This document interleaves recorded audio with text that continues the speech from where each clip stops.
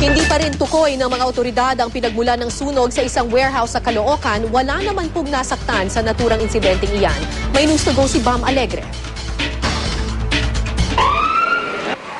Nasa loob ang kulo. Ganito mailalarawan ang sumiklab na sunog sa isang bodega sa 8th Street sa Caloocan na nagsimula alas 8 kagabi. Hindi man nagngangalit ang apoy, itinaas agad ito sa ikatlong alarma. Delikado raw kasi ang laman ng bodega ng mga materyales sa paggawa ng adobe o bricks. Kabilang na rito ang carbon, metalworks, kahoy, bonding mortar na pandikit sa mga adobe at palochina na gamit para sa packaging. Pasado alas 4 ng madaling araw, idineklarang fire under control. Tumangging humarap sa kamera ang may-ari ng warehouse, pero iginiit niyang wala namang stay-in na empleyado sa lugar. Wala ring nasaktan.